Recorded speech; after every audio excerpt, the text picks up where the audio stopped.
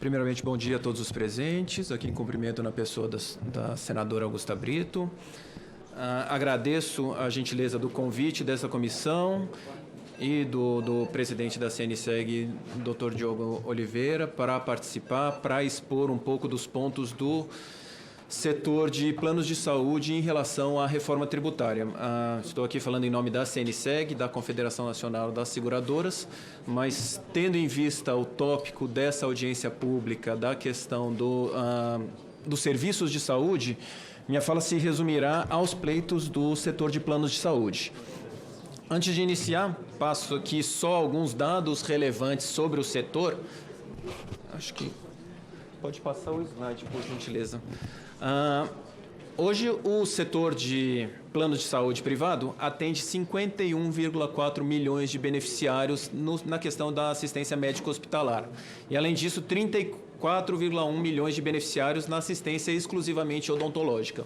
Isso representa um acesso à saúde para 25% da população. Para você ter uma ideia, foram quase 2 bilhões de procedimentos de saúde em 2023. Isso considerando consultas, exames e internações.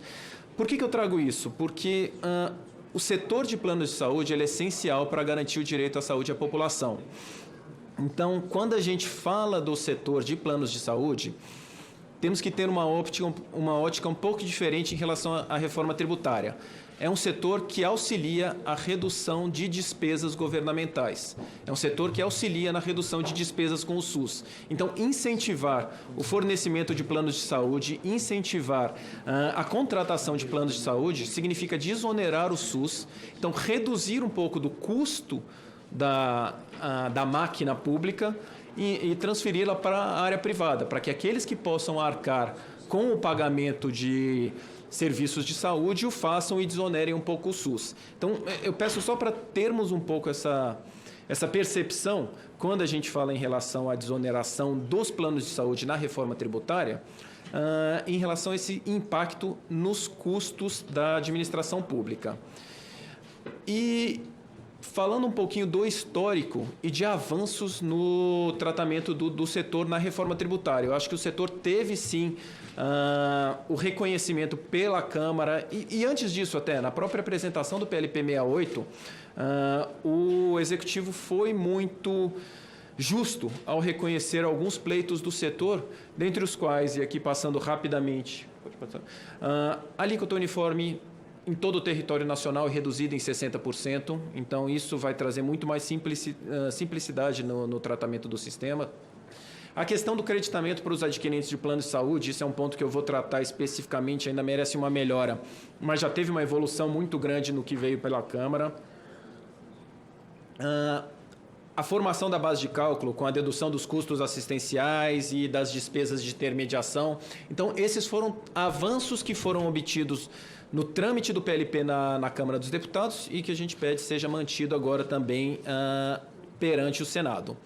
Agora são 3 pontos que eu vou tratar de possíveis melhorias aqui no PLP no trâmite no Senado.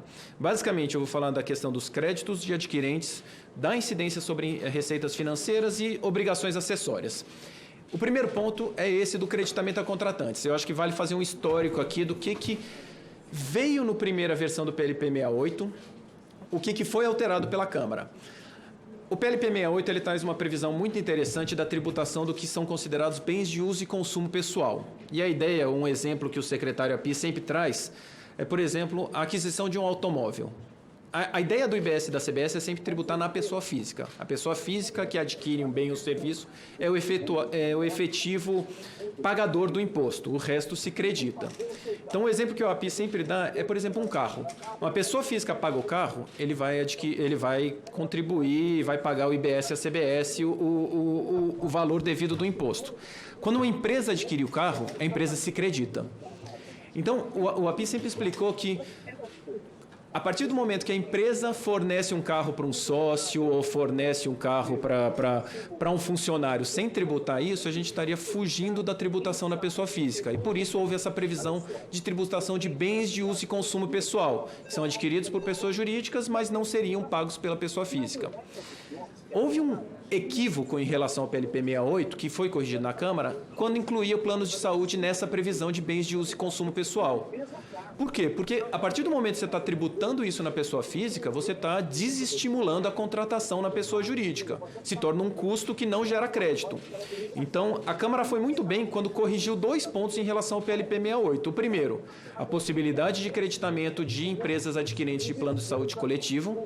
E segundo, a não tributação na pessoa física quando contratados por força de convenção coletiva.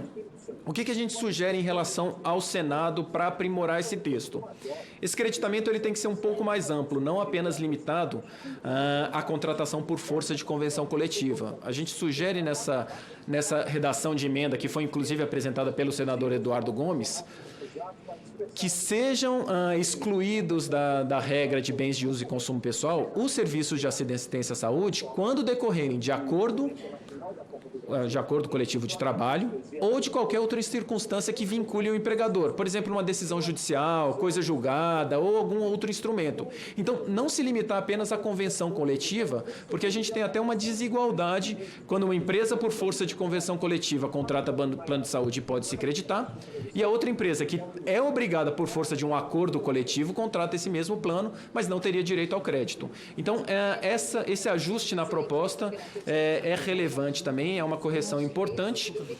E depois a gente tem uma outra emenda 581 que também traz um método para estimar esse crédito pela sinistralidade média de cada empresa ou de cada setor adquirente do plano de saúde.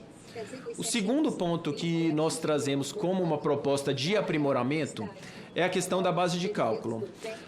Pode passar o slide, por gentileza? O PLP 68 está tratando de tributação do consumo. Regra geral seria tributação de venda de bens ou de prestação de serviços. Mas houve uma ampliação dessa base de cálculo para que se abarcasse quase que toda operação comercial.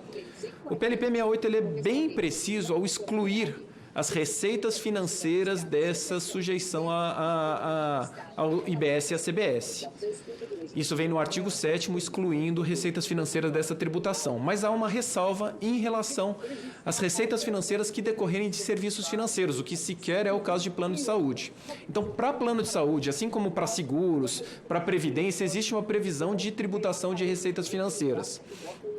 Apesar das críticas que a gente tem em relação à incidência sobre essas receitas, um outro ponto de aprimoramento que trazemos ao PLP 68 é que pelo menos essas receitas tributáveis sejam exclusivamente em relação àquelas que decorrerem da contraprestação paga nos planos de saúde. Ou seja, a gente está sugerindo a inclusão do artigo do parágrafo 7º, que estabelece que somente vão integrar a base de cálculo do IBS e CBS para a tributação de serviços de plano de saúde aquela alocação de recursos oriundos do recebimento de prêmios e contraprestações pagas pelos contratantes. Então, a gente está limitando, a proposta é para limitar um pouco quais que seriam essas receitas financeiras efetivamente tributadas pelo IBS e pela CBS quando se trata de serviços de plano de saúde. E, por fim, já encerrando aqui a minha fala, um último ponto que a gente sugere é em relação a obrigações acessórias do setor de plano de saúde. Hoje, o artigo 232, ele já estabelece uma série de informações que devem ser prestadas pelas operadoras de plano de saúde para auxiliar justamente na fiscalização em relação aos beneficiários desses planos. Então, já é previsto que os planos de saúde informem a identidade das pessoas físicas beneficiárias, os titulares, os valores dos prêmios e os valores das contraprestações devidos por cada um. O problema é que essa redação ele traz um no mínimo que gera certa insegurança para as operadoras de planos de saúde. Primeiro porque quem vai estabelecer esse mínimo? Ele vem depois pelo fiscal? Ele vem depois numa regulamentação? Traz bastante insegurança esse texto muito aberto e essa possibilidade de estabelecimento de outras obrigações acessórias fora do PLP 68. Por isso que a gente propõe para o artigo 232 a exclusão dessa expressão no mínimo, para que o artigo 232 ele traga as informações que necessariamente devem ser prestadas pelas operadoras de plano de saúde, garantindo uma maior segurança em relação a quais são essas obrigações acessórias desses contribuintes.